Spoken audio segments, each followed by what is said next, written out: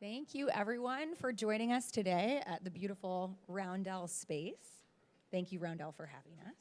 Of course. My name is Donna Sharp, and I am MediaLink's Managing Director and Partner at UTA.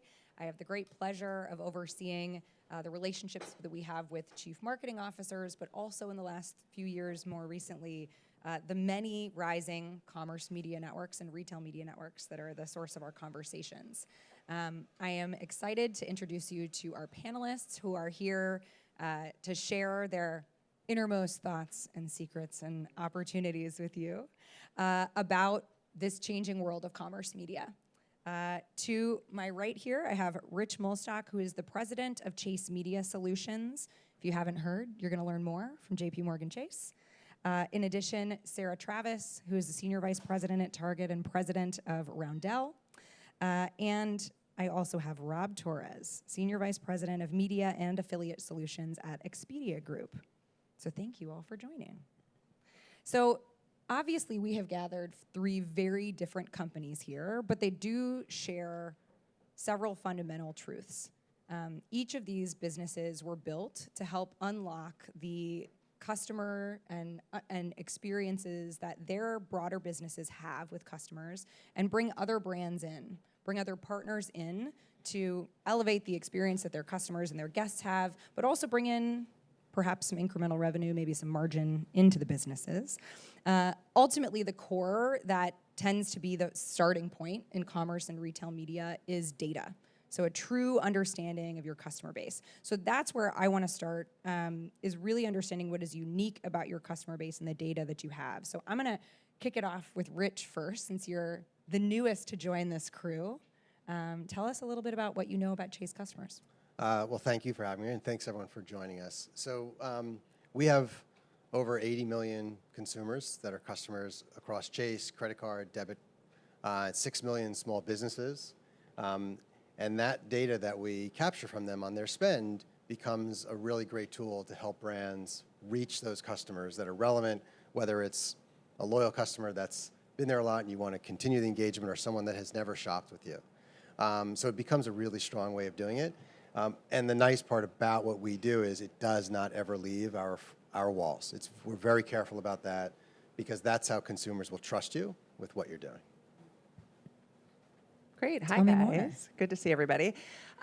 So I think for Target, and maybe you started with scale, so I'll start with scale too. I think any media network, there's a lot of them out there at this point. I think you need to start with scale. And so we've got 165 million guests that we can reach through Target's offering. We have 50 million guests that visit our digital properties every week. We've got 30 million that visit our stores. So we're starting with scale.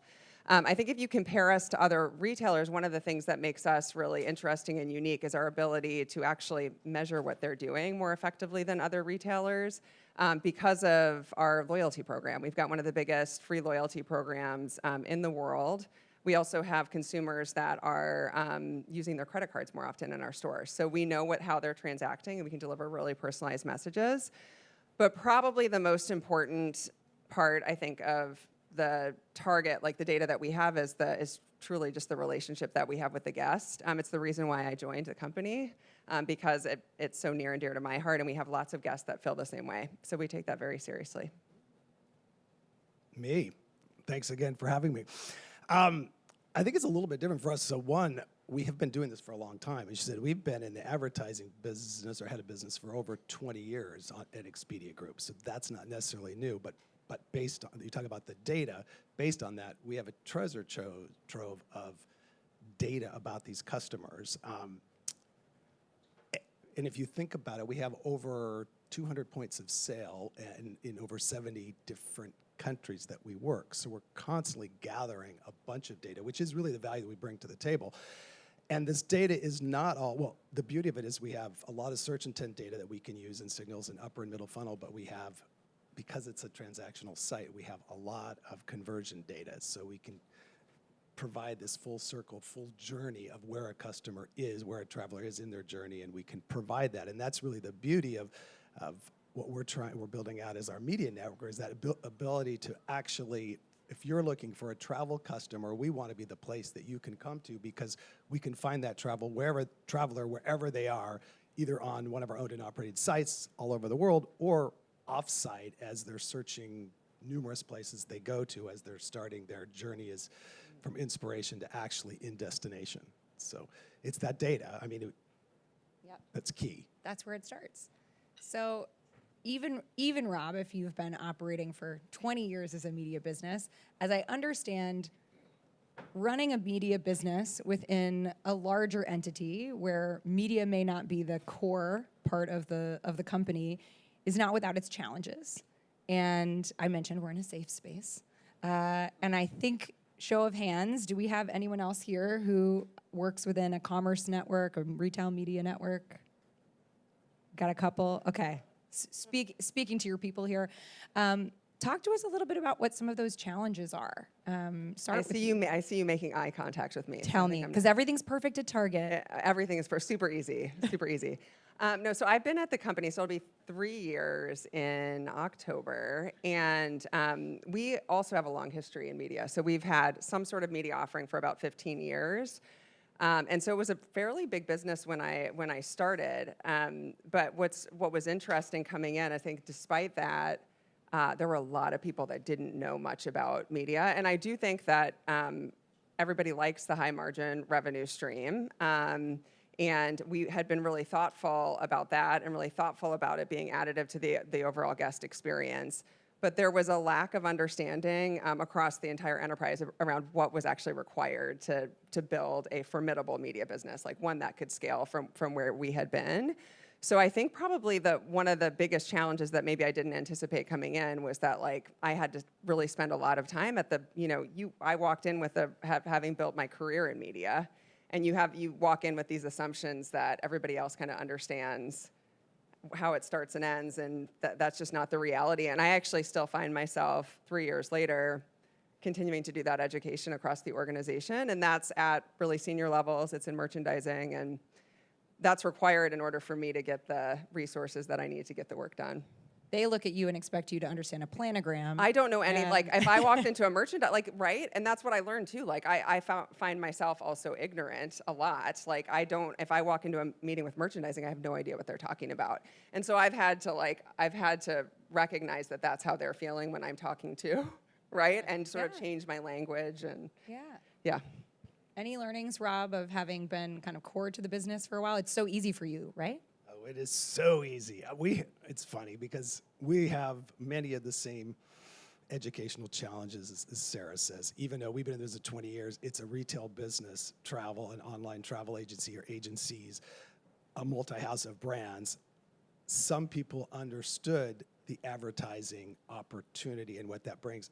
Some people didn't even understand about the high margin. I had a finance person there that 3 months in, we're in a meeting, light went on and says, "Oh my God, is this really 90% margin?" I didn't realize Rob, that. And there's buyers we in should here. be doing more of that. It's not all 90% margin. So it's a constant education on this opportunity of the advertising side. And the concern is, it really is the traveler experience. So, you don't want to mess up that experience, hurt conversion on our sites. But at the same time, I certainly believe, and that's why I came, is that advertising can be accretive to that experience, certainly when we're talking about the owned and operated. I think then when you talk about the offsite opportunity and the audience extension and finding those travelers everywhere they are, we don't have to worry as much about that, and I think there's a huge opportunity. But that said, educating internal powers to be that there's an opportunity there as well that might not be as high margin as the owned and operated is also, something that I face every day, and making sure that everyone is collectively, this is such an interesting way to attract customers. And I think, again, as we talk a lot more about this, even partnerships with non-endemics, we're going to talk about this, is really critical to how we can build this out and bring more and more people. Of course, we're looking for more travelers, and we know travelers are shopping all over, and how do we bring them in? But it's, that's one of the frustrations and big challenges, and we'll get to some later. Technology's been a challenge too. I'm sure. Well, education definitely clear. Rich, you also had to be part of business casing the launch of media. Well, Chase. and I feel you're paying probably 10x. Largest financial Rich. institution in the world, explaining to them what this can do. And I am a lifelong marketer. My whole career started in media, account, was client side, did startups, everything. And to do a startup like this it was exciting, but has its challenges. We've actually been running offers, Chase offers, for almost 6 years on us. And so we learned that our customers love it. And they love it because they can go get value online, offline. There's no connectivity into the exact time they're working and all of that great stuff. And they love the value we're giving. But being so heavily regulated comes also with some challenges. But it's challenges that I actually look at as opportunities because we can better protect data. We don't let it leave us. It's all about the value that a consumer gets, and then, by the way, the advertiser gets because it's driving sales, and we know that with certainty. I love that. The customers love it is a great place to start, similar to Rob, right? An accretive experience for the customer, not just the margin. So obviously, despite these challenges, if you look at the numbers, the retail media business is supposed to hit $150 billion this year. And the commerce media business is a little bit more complicated to measure, finding the statistics on that. And probably another incremental 80 to 100 billion, but Rich is going to increase that incrementally. What are your priorities tied towards that growth? So hitting those new, advertising numbers is great, but like, how are you looking at growth? What are you prioritizing from a product standpoint? Maybe Sarah, you want to start? Sure, I'll start. So I think that Target is in a very unique position because of the uniqueness of who we are as a retailer. And so I think the first thing, we're focused on a few things. The first thing would be really unlocking inventory that you can't get anywhere besides at Target. And so and my team is really focused on how do we think about those moments within our ecosystem where we can create opportunities for advertisers. So adding new and unique inventory on our digital platforms would be an example. We're really, our ambition is to be America's favorite discovery destination. I think you feel that when you walk into the stores. We want to create that same feeling when you walk into our digital platforms. And so because of the journey we've been on for the past few years, we are building into that experience monetization opportunities and opportunities for brands to get in front of guests in the right moments. We're doing the same thing in stores with digital screens, even things like experiential. The second would be really integrating data science and machine learning into all of our products to deliver better performance for brands. And then last but not least would just be making it easier to buy, sort of the basics, right? So we launched Roundel Media Studio, which is our buying solution earlier this year. We're going to continue to scale that out. So we have a view, like we think about innovation as an ongoing, this is a very splashy industry right now where if you can trip over a press release like at every turn. We will have big moments, but we think in the everyday around how we deliver innovation and how we deliver differentiation based off of being the retailer that we are. So, and really in those three different areas. Sounds very focused. Focused. Here. Yeah. What else are you prioritizing, Rich? Well, for us, again, I mentioned about value to consumers. Like everything we do has to be that. It's our number one priority because that's how you get them more engaged and more excited. So with that becomes, how can you better personalize? So the offers you see are actually relevant, but not in a creepy way. In a way that because of who you are and how you do things and because you know your data is protected, because you trust Chase to do that.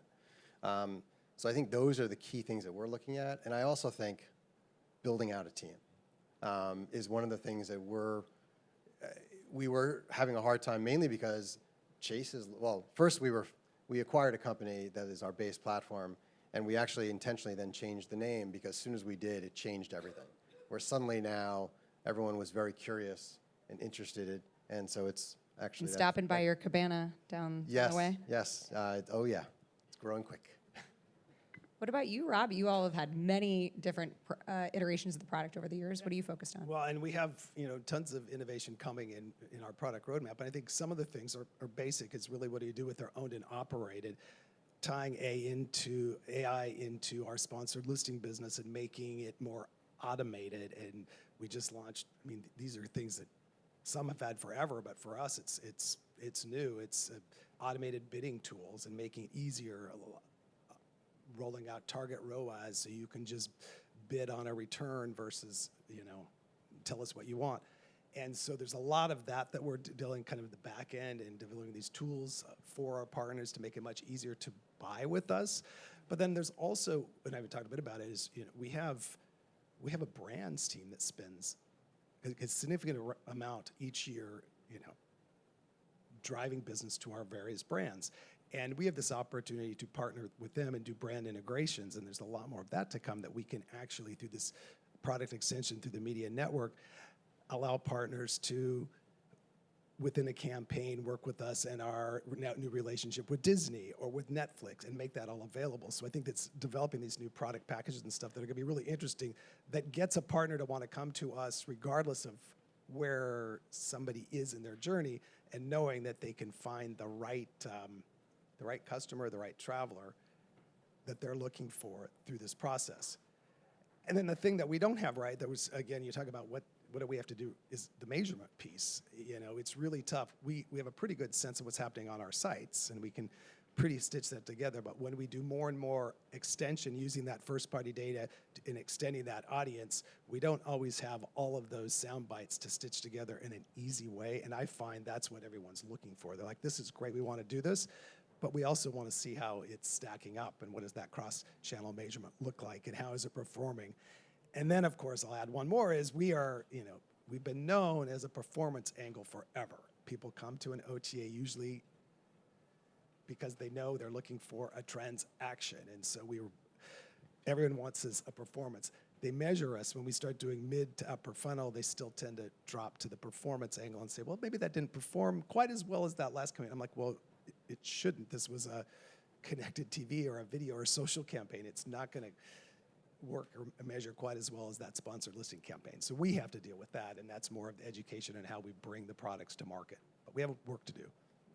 Well, you talked about stitching things together, and in conversations with each of you, it's been interesting to learn about how your businesses, your objectives within a commerce media network or a retail media network also ladder to the enterprise. So in addition to the non-disclosed percentage of margin that you're bringing to the total enterprise. Ours is at 90%, by the way.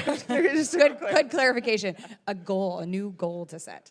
But how are you thinking about the way you ladder to your overall company mission? I mean, we are here on the Quest set with all of the CMOs that matter. So how are you laddering to the overarching enterprise? And then are you ever altering the enterprise's vision as the media business becomes a bigger part of the business? And maybe, Rob, I'll have you start, because it is a core part of the Well, I business. started to say a little about what we do and how we can partner with our brands through some of this great work that they're doing. But I didn't really talk about the flywheel that you talk about that brings the enterprise. Is this can offset costs per se, or add more, give them more, or bring in more dollars that they can spend in driving more activity to our brands. So it's this whole flywheel effect that is actually part of the entire enterprise that advertising can really help fund. And we look at it that way, and we're starting to look that way. We're saying, hey, especially if you think about some of the campaigns we're running a cool beach campaign.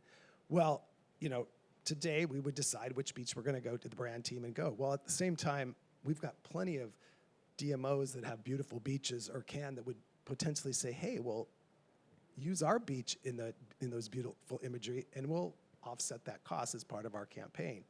Well, why not? What does it matter? Is a beach? For our brand team, they might say it matters, but as long as it's somewhat similar, it helps this whole, it rises all tides.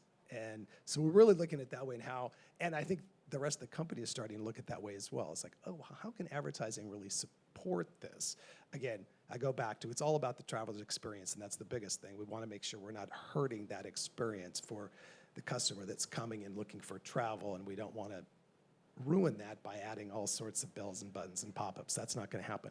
But again, if we can make it accretive, and then we can support what larger brand advertising is happening for us, for our brands, I think it's a win across the board.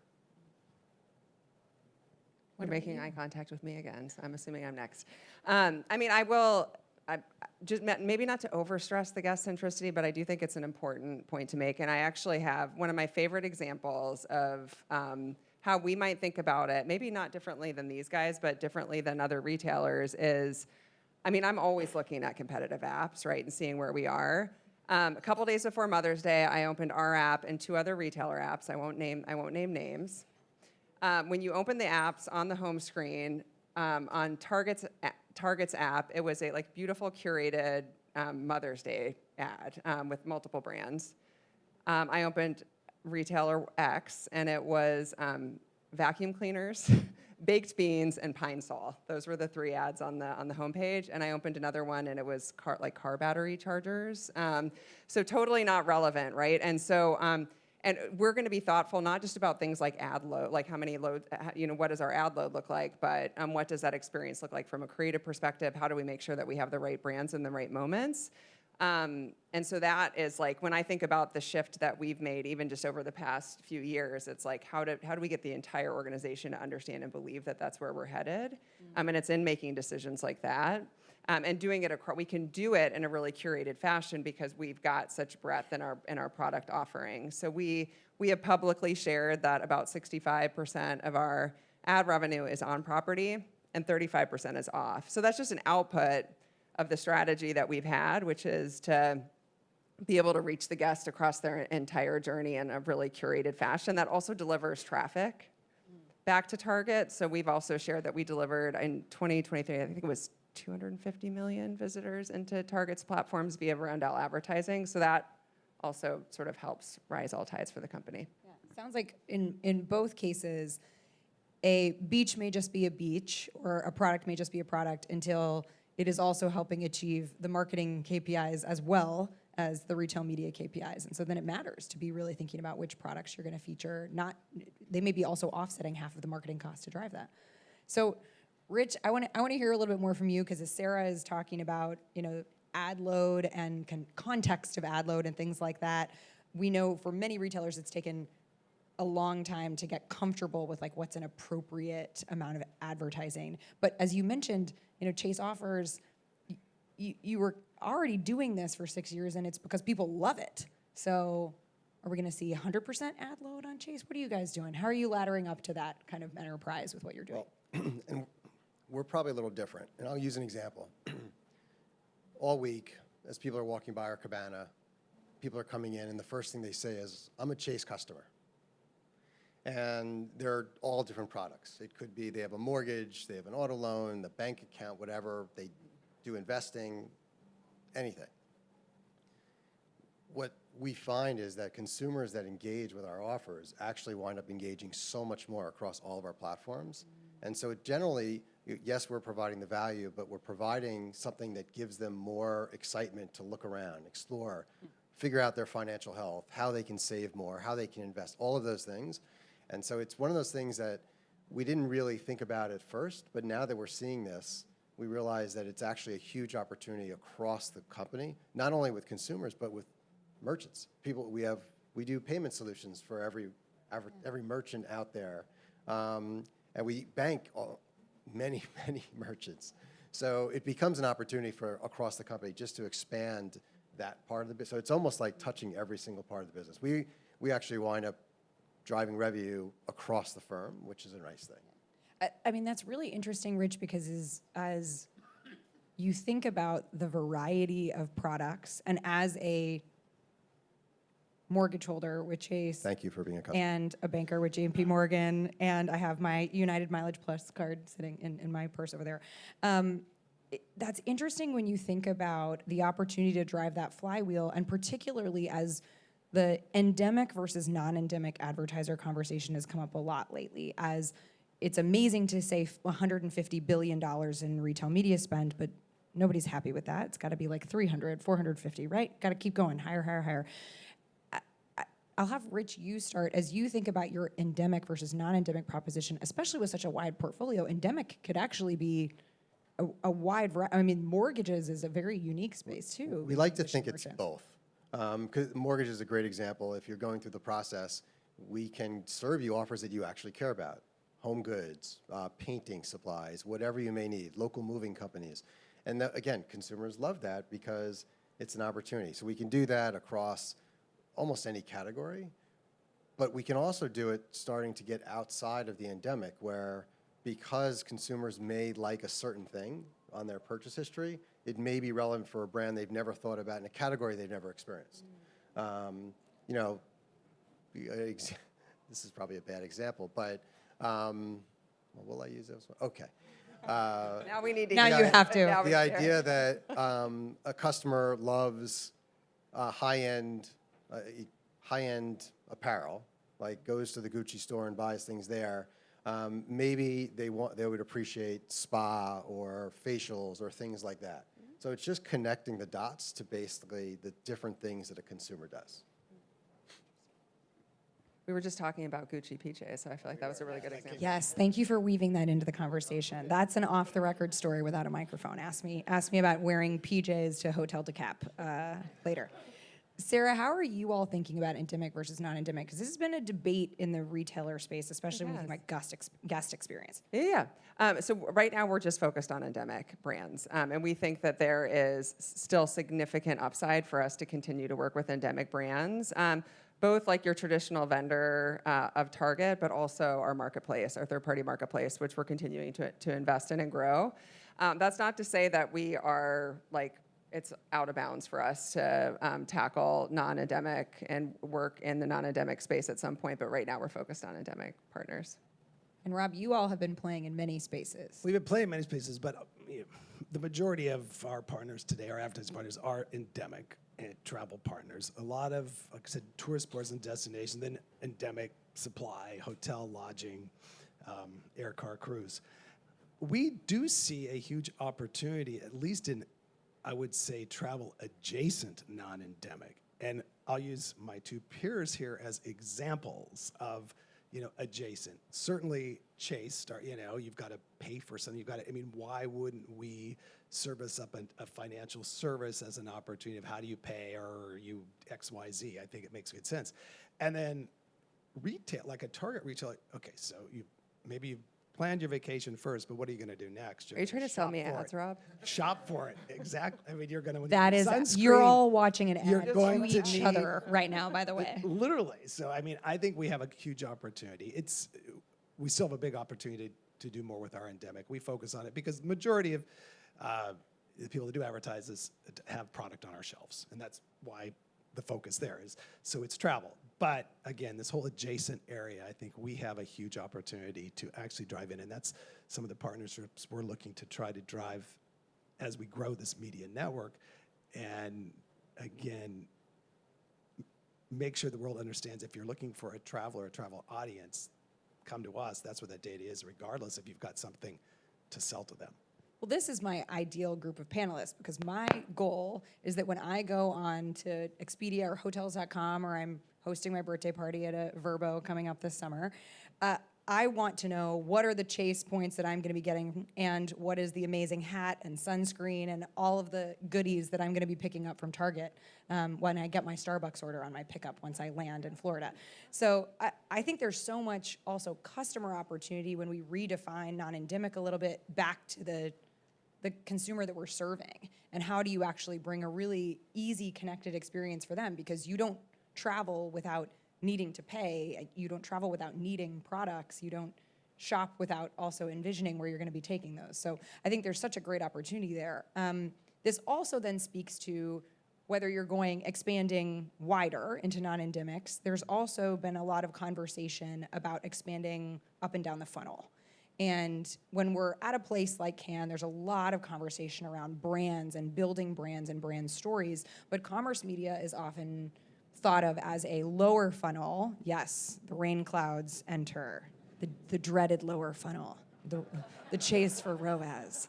But genuinely, and as a great foundational place that has largely gotten to that $150 billion in spend, but how are you all thinking about building products that speak to the wider funnel because of, again, that core data that you have? Rob, I'm going to make you start because I got a sneak peek of one of the products you guys are launching, and I'm forcing him to announce it.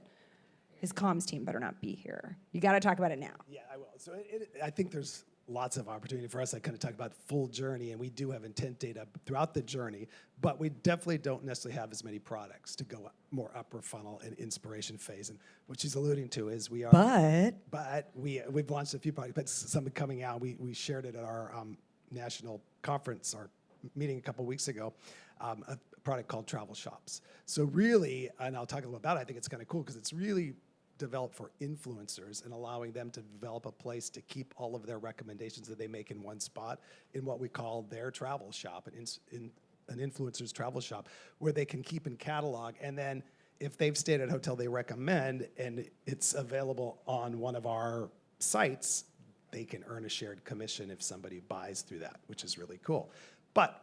And there'll be lots of wonderful advertising opportunities for our partners on those pages as well. But also, I think travel shops will be a way for our advertising partners to create their own store within a store. A tourist board could create their own, can travel shop and have their own curated story on that store that we also kind of advertising opportunities on. And that's really more obviously mid-upper funnel, and it's travel content that gets people to come back. And eventually we want them to purchase that vacation on one of our sites, but we need them to get that inspiration first, and this is one of the cool places I think that will make that happen. Yeah. The influencers we talked to love it because it's another way for them to monetize what they do, which is cool as well. Sarah, Target's been playing in that space too with your acquisition of LTK. Yeah. You want to talk a little bit about your overall mid-upper funnel? You don't have to talk about that one if you don't want to. Acquisition of LTK. Or partnership with LTK. Partnership, yeah. I was like, we did that. Surprise! Yeah, I'm like, that would be amazing, Right. but no, we have not done that yet. So I think for us, and you're right, like the thunder was perfectly placed, right? Like the lower funnel, it was ROAS, and now the discussion is incremental ROAS, which it is extraordinarily important in this industry, and it's something where we have solutions for it, and we're developing even more solutions for more of our advanced partners. I think we see it just like the way that we viewed our offering to be of breadth and to be able to reach a guest regardless of where they are. Are they in discovery mode? Are they considering different brands? Are they ready to purchase? That we need to have measurement solutions for all of those. And so we're thinking about building across that guest. So having a solution for iROAS, but also having a solution if a brand wants to do something like reach new guests. And that's powerful because you prevent that focus on, well, the only measure I have is ROAS. So Right. regardless of what I'm buying from you, that's what I'm going to be looking at. What about you, Rich? You guys have just launched. Where are you focused? Well, obviously, the lower funnel is easy for us because we're offering a value through an offer. And what's great about it is with 100% certainty, we know when a consumer has seen it and then spent at the brand, which is a very powerful statement.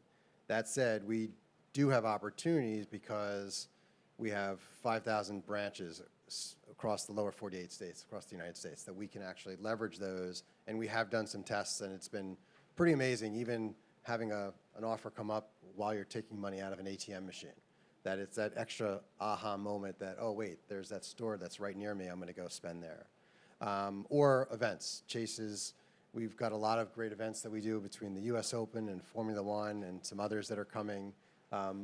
Plus, we have strong relationships with many stadiums across the country.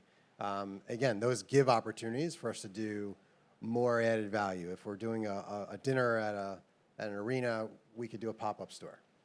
Things like that. Again, figuring out ways that it actually drives sales for the merchant.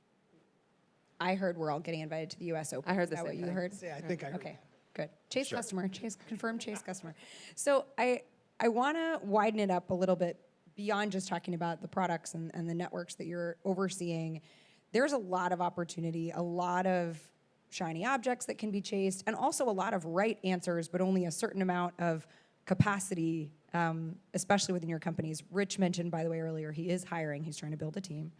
And in the meantime, I'm curious how all of you as leaders of media businesses within your larger entities, how do you help your teams prioritize on what these elements are that you're focused on, right? Because each of you have had great clarity around where you're going in terms of product, where you're going in terms of your end customers and how that serves the customer. How do you help your teams prioritize where they're focusing time and resources? I mean, for us, it's very easy. It's if we're not driving the value, we're not focused on it. Like everyone rallies around the same thing. And again, it's value to the consumer and to the brand. And so pretty much everything we do, those take priority over it. Revenue is important, building the business is important, but if it's not doing those first two, we won't do it. So I would say it's probably like it's not the sexy stuff, but I think it's like process and rigor and tying everything that we're doing back to like what is the highest level objective that we have? How does it tie back to target? Having very clear strategic plan and having OKRs, which has been it's honestly been it's been a 2 to 3 year journey to get the team across the board. Of course, my leadership team, but then everybody on the team really using that process, and it's something that I learned, obviously we did in my tech days, but that gets everybody, I think, on the same page and headed in the right direction. I would add to that, I would just say collaboration and making sure that we're collaborating across the broader organization. And when I say that is making sure the commercial team is working really closely on the joint OKRs with our product and tech team on what the priority is and what's coming out, along with the marketing team and the brand team, and making sure we're all focused. And I think the big thing is we're a sales organization to most extent on this advertising side, and like we said, we're flywheel, and so they want to drive more and more of that in the short term. We're constantly quarter after quarter, year after year, but at the same time, we're trying to build something for the future, and so not forgetting what the North Star really is, and making sure that you still have resources on this North Star on where we want to drive this off-site opportunity using audience extension, but at the same time, making sure we're maximizing the native opportunities that are owned and operated, and making sure everyone's aligned to make that happen. But we have to coordinate internally just as much as externally. I feel like we need to break out the champagne and have a party because everybody's gonna be stuck here after this. Well, yeah. All right, let's get the champagne coming around. We're gonna give you a few gifts right now. One is protection from the rain. Apparently, bubbles. Sarah's working. I don't even know on if it. we have any. I shouldn't have said that. Oh, I guarantee there's rosé somewhere in here. Come on, guys. But let's also give a gift of some wisdom. So asking each of you to go back to your first day on this job, what is something that you wish you knew when you said yes, took that offer, kick-started? So it's sort of, I kind of touched on it earlier, but I've been involved over my career with lots of startups. And the way startups usually work is, okay, we'll start with 8 people, and then we'll go to 20 and 30, and as we grow, like it's all based on the funding you get and things like that. This is definitely something that I wish we would have started building it a little bit earlier. The advantage of being a startup within the largest financial institution in the world, you're not as much worried about funding of those things. So that's probably the one takeaway that I sit with the team and talk about is like, okay, that would have helped us. It made it a little bit easier. I think for me, it's probably like how do you manage pace in an organization that's very different from the one that you came from? And so I came from Google, where it's like, and by the way, everything that you do at a company like that was like all quarterly. Like, what's the goal this quarter? How are you going to hit that quarterly target? So like managing my own pace and understanding of timelines. So like you need to this is a multi-year journey. And then understanding how to balance my own behaviors to fit most effectively in an organization that moves a little slower than I'm used to. Is that saying you've slowed down, Sarah? I've not a ton. I mean, I don't know. I asked my team. Pat's like, no, she hasn't. Yeah, I she's think shaking it's more heads. about communicate. It's communication. It's I've had to change the way I communicate in order. I actually see one of my core reasons why I'm at Target is to get the company to move faster, and to do that in a way that fits within the way that they're used to. Like, right? You gotta. In the Minnesota nice way. Yeah, you said it. You said it. Yeah. So I also came from Google and spent many, many years there. That's how I met Miss Sarah here. Years ago, we worked together. She was in travel at one time in her life. But 16 years there, I took technology for granted. And I have to say, I was unaware of some of the lack of technology that was really happening at Expedia and on the advertising side of the business. And I was laughing just a minute ago because I saw this ad come up saying, try our studio or something at the automated buying or partner portal. We still don't have a partner portal. We've been doing this for 20 years. So like that's the advantage of starting out because you can build that. So now we are building an ad platform. We are building a unified partner portal. These were not in place. Shame on me. I assumed they're hiring somebody to lead it, that this is in place, but it was not in place. And so we are we're having to build it. But then again, that's something don't take it for granted. And there was a lot more engineers at Google than we A have few more. to make I it would happen. imagine that is consistent across. Similarly, at MediaLink, we don't have a ton of engineers available.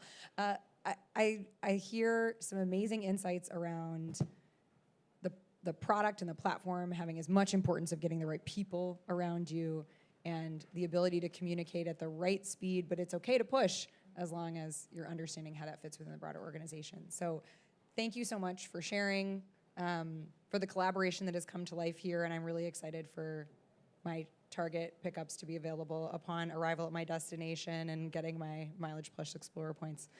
So thank you to our panelists. Thank you to everyone who's joining us here today. Your hair all looks great. Not sure how that's going to happen when you go outside, but so hang around. Apparently there will be drinks available on Roundel. Coffee. I think there's coffee over there. Coffee available. Hype yourself up. Thank you so much, everyone. Thank you, guys.